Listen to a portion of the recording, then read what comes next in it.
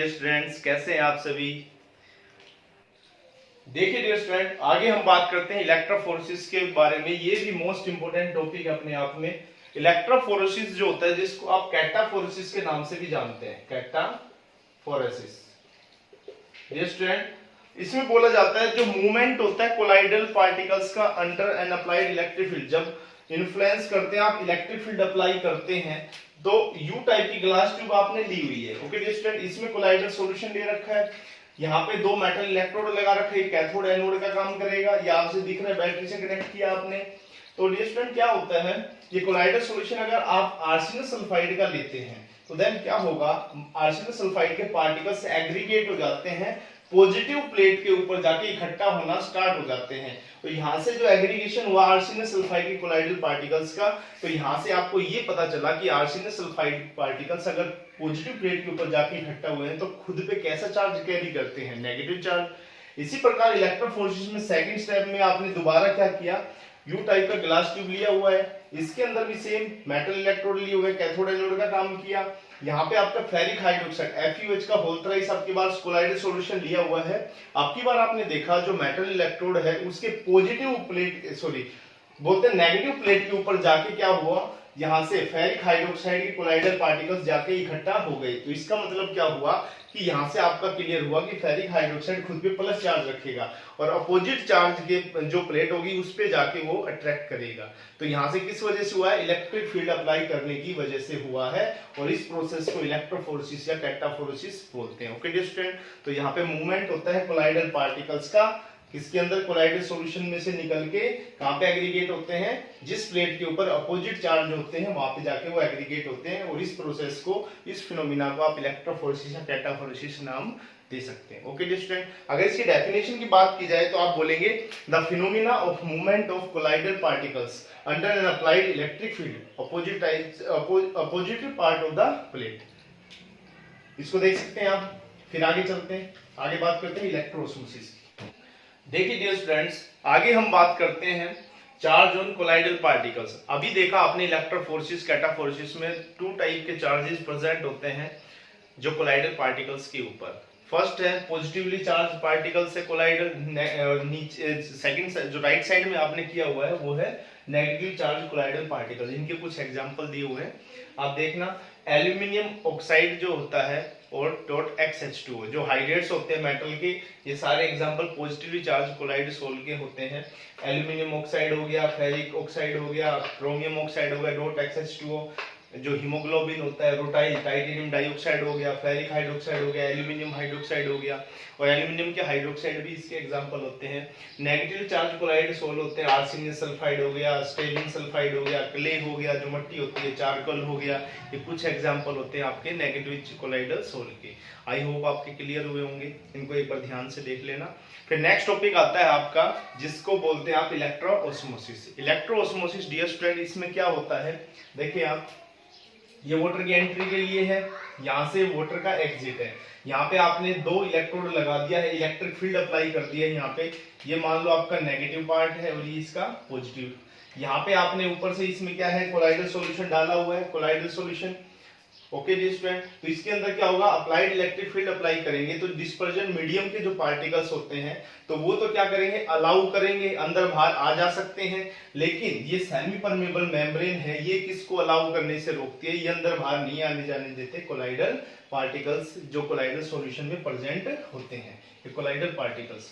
तो colloidal particles जो है उसको सेपरेट करना, डिस्पर्जन मीडियम से अलग करना या उसको अलाउ नहीं करना, वो प्रोसेस कहलाता है इलेक्ट्रोऑस्मोसिस। इलेक्ट्रिक फील्ड अप्लाई करते हैं तब ये ऑस्मोसिस प्रोसेस होता है, इसलिए इसको इलेक्ट्रोऑस्मोसिस प्रोसेस नाम दिया जाता है। आई होप क्लियर हुआ होगा डियर स्टूडेंट, डायग्राम में देख सकते हैं आप। इसी प्रकार नेक्स्ट टॉपिक आता है डायलिसिस। डायलिसिस में डियर स्टूडेंट क्या होता है, आपने क्या किया, यहाँ से वाटर की एंट्री के लिए एक जगह छोड़ी, यहाँ से वाटर के एग्जिट के लिए। तो यहाँ पे आपने क्या किया, एक सेमी परमेबल मेम्ब्रेन, जो आपने एक बैग लिया है जिसको पर्चमेंट बैग भी बोल सकते हैं, सेल्फ फैन भी बोल सकते हैं। तो यहाँ पे इसमें क्या है, कोलाइडल और क्रिस्टलोइडल पार्टिकल दोनों टाइप के पार्टिकल्स प्रेजेंट होते हैं। तो आप क्या करते हैं, सेमी परमेबल मेम्ब्रेन जो होती है ये अपने अंदर से किसको अलाउ नहीं करती, क्रिस्टलोइडल पार्टिकल्स को तो आने जाने देती है, लेकिन कोलाइडल साइज थोड़े बड़े होते हैं इसलिए उसको बाहर नहीं जाने देती, वो अंदर ही रह जाता है। तो यहाँ से कोलाइडल पार्टिकल को क्रिस्टलोइडल पार्टिकल से अलग किया जाता है, इस प्रोसेस को आप डायलिसिस बोला जाता है। ओके डियर स्टूडेंट, तो the process of separation of colloidal particle from crystalloidal particles by the help of semi permeable membrane bag या पर्चमेंट बैग। और इसको इलेक्ट्रोडायलिसिस कब बोलेंगे, जब इलेक्ट्रिक फील्ड अप्लाई करेंगे, सेम प्रोसेस होगा और फास्ट हो जाएगा डायलिसिस प्रोसेस, इसी को इसलिए इलेक्ट्रोडायलिसिस नाम दिया जाता है। जो ब्लड का प्यूरिफिकेशन में इसका यूज किया जाता है, और आर्टिफिशियल जो किडनी का भी काम करते हैं, जब जो अपनी किडनी खराब हो जाती है तब आर्टिफिशियल किडनी हीमोडायलिसिस जिसको बोलते हैं उसमें इसका यूज किया जाता है। ये डायग्राम आप देख सकते हैं यहाँ पे। तो ये जो वाटर की भाव के साथ क्रिस्टलोइडल पार्टिकल तो अलग हो जाते हैं और colloidal particle semi permeable membrane के बैग के अंदर ही रह जाते हैं। आई होप आपका क्लियर हुआ होगा, तो आप इसका स्क्रीनशॉट ले लीजिए एक बार।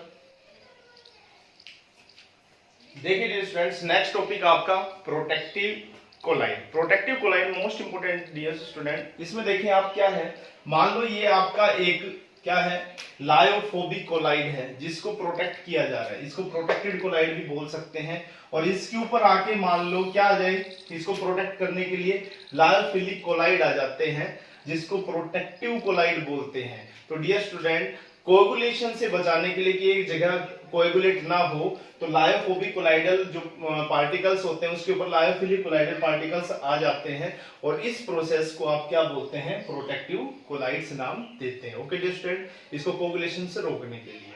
फिर मोस्ट इंपोर्टेंट टर्म आती है जेड सेगमेंटिन दी थी, सिगमंडी ने दी थी, जिसका नाम था gold number. Gold number most important dear student. या इसमें क्या किया, एक बीकर लिया गया, इसके अंदर लायोफिलिक कोलाइड्स लिए गए, मिनिमम अमाउंट मिनटू से मिलीग्राम में लिया गया और उसके अंदर फिर उसने 10 ml गोल्ड सोल डाला रेड, जिसमें परसेंटेज गोल्ड की बिल्कुल कम होती है। तो उसको किससे प्रोटेक्ट करने के लिए, कोएगुलेशन से बचाने के लिए। फिर आल्सो एडिड, उसमें ऐड किया गया 10 ml ऑफ 1 ml, उसमें क्या डाल दिया गया, NaCl सॉल्यूशन डाल दिया गया। Okay dear student, I hope आपका क्लियर हुआ होगा गोल्ड नंबर। अब गोल्ड नंबर की एक टेबल याद रखनी है आपको, किसके लिए ज्यादा होती है गोल्ड नंबर की वैल्यू, किसके लिए कम होती है। देखिए जिलेटिन जो होता है उसके लिए 0.05 से लेके 0.01 होता है। इसी प्रकार कैसिन जो मिल्क में मिलने वाली प्रोटीन है 0.01 से 0.02 होता है। हीमोग्लोबिन के अंदर 0.03 से लेके 0.07 होता है। इसी प्रकार एल्ब्यूमिन जो एग में मिलने वाली प्रोटीन होती है 0.1 से 0.2 होता है। इसी प्रकार जो गम होता है उसके अंदर क्या होता है 0.15 से लेके 0.25 होता है। एंड लास्टली जो आपका पोटैटो स्टार्च होता है उसमें 20 से लेके 25 जो है आपका गोल्ड नंबर की वैल्यू होती है। तो आप ये टेबल भी याद रखना। आई होप आपका क्लियर हुआ होगा। एक बार जल्दी स्क्रीनशॉट ले लीजिए, आगे चलते हैं। देखिए डियर स्टूडेंट, आगे हम बात करते हैं एप्लीकेशंस ऑफ कोलाइड या कोलाइडल सॉल्यूशन। इसके अंदर देखो सबसे पहले बात कर रहे हैं, it is used in the purification of water. Water को प्यूरिफाई करने के लिए कोलाइड्स का यूज किया जाता है। इसी प्रकार जो आर्टिफिशियल रेन करने के लिए भी कोलाइड्स का यूज किया जाता है। ओके डियर स्टूडेंट, इसी प्रकार बात की जाती है सीवेज डिस्पोजल में भी इसका जो एप्लीकेशन है। इसी प्रकार जो कलर होता है स्काई का, जो ब्लू कलर होता है, जो scattering of light colloidal particles के थ्रू होती है, टिंडल इफेक्ट, सॉरी ब्राउन, जो टिंडल इफेक्ट में आपने पढ़ा था। इसी प्रकार जो फूड आर्टिकल्स में इसका यूज किया जाता है, मिल्क, बटर, आइसक्रीम और हलवा वगैरह में भी इसका यूज किया जाता है कोलाइडल पार्टिकल। इसी प्रकार रबर इंडस्ट्री में भी इसका यूज होता है, फोटोग्राफी में भी इसका यूज होता है। डेल्टा फॉर्मेशन होते हैं, जो समुद्र का पानी है, रिवर का पानी आपस में मिलता है, जो मैग्नीशियम कैल्शियम आयंस होते हैं समुद्र के, जो आयंस के साथ मिल जाते हैं रिवर के, तो वहां पे डेल्टा की फॉर्मेशन हो जाती है। इसी प्रकार जो मेडिसिन, बहुत सारी मेडिसिन बनाने के लिए इसका यूज किया जाता है, जैसे मिल्को मैग्नीशिया वगैरह जो होता है, जो एसिडिटी को कम करने के लिए एंटी एसिड का काम करता है, तो वहां पे भी इसका यूज, कोलाइड्स का यूज किया जाता है। कुछ एप्लीकेशन थी कोलाइड की, आई होप आपको क्लियर हुआ होगा। अब चलते हैं आगे। देखिए स्टूडेंट्स, लास्ट टॉपिक है इस यूनिट का अपना, जिसको बोलते हैं zeolite is a safe selective catalyst. देखो डियर स्टूडेंट, जियोलाइट्स क्या होते हैं, जियोलाइट्स जो होते हैं जो एल्यूमिनोसिलिकेट्स के बने होते हैं, जिसका जनरल फार्मूला होता है MX/N AlO2X SiO2 का whole Y and dot ZH2O। Mean to say यहाँ पे N का मतलब है नंबर ऑफ चार्ज जो प्रेजेंट होते हैं मेटल कैटायन के ऊपर। Mn प्लस मतलब सोडियम प्लस हो सकता है, मैग्नीशियम 2 प्लस हो सकता है, कैल्शियम 2 प्लस हो सकता है, पोटेशियम प्लस हो सकता है। Z का मतलब नंबर ऑफ वाटर मॉलिक्यूल है जो हाइड्रेशन होता है जिसका। ओके डी स्टूडेंट, अब यहाँ पे बोला जाता है ये माइक्रोपोर, छोटे साइज के पोर्स होते हैं, 3 डायमेंशन नेटवर्क सिलिकेट्स होते हैं जिसके अंदर कुछ सिलिकॉन एटम रिप्लेस कर दिए जाते हैं, एल्यूमिनियम एटम के द्वारा रिप्लेस कर दिए जाते हैं और एक फ्रेमवर्क बन जाता है एल्यूमिनियम OSi। मतलब यहाँ पे ये बॉन्डिंग हो जाता है 3 डायमेंशन के अंदर, कुछ सिलिकॉन की जगह क्या जाता है सिलिकेट्स के अंदर एल्यूमिनियम उसकी पोजीशन आ जाते हैं। तो ये जियोलाइट्स होते हैं, ये माइक्रोपोर्स छोटे साइज में होते हैं और इनका जो साइज होता है बोला जाता है 260 पिकोमीटर से 740 पिकोमीटर का रेंज होता है। ओके डी स्टूडेंट, इसको मॉलिक्यूल सील्स भी बोलते हैं और ये बोला जाता है आगे चल के ये हनी कॉम्ब लाइक स्ट्रक्चर होती है। ओके डी स्टूडेंट, इसी प्रकार बोला जाता है जो कैटालाइटिक रिएक्शंस होती है साइज और शेप के ऊपर डिपेंड करती है रिएक्टेंट एंड प्रोडक्ट के एज कंपेयर टू पोर के हिसाब से, कंपेयर टू पोर जो साइज होता है।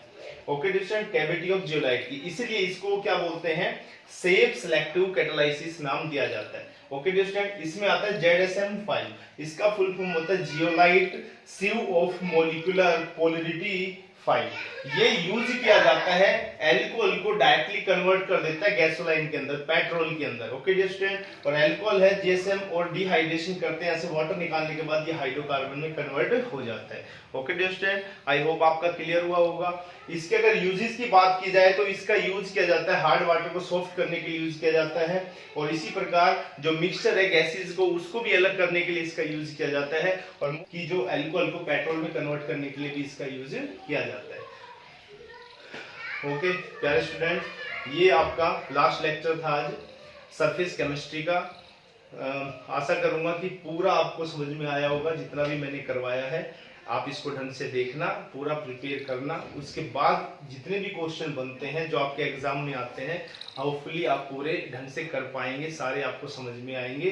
Best of luck. अब नेक्स्ट वीडियो में नेक्स्ट कुछ टॉपिक लेके आएंगे, नेक्स्ट यूनिट को लेके आएंगे। तब तक आप घर पे रहें, पढ़ते रहें, पढ़ाई करें, सेफ रहें। ओके डियर स्टूडेंट, और पढ़ाई में व्यस्त रहें।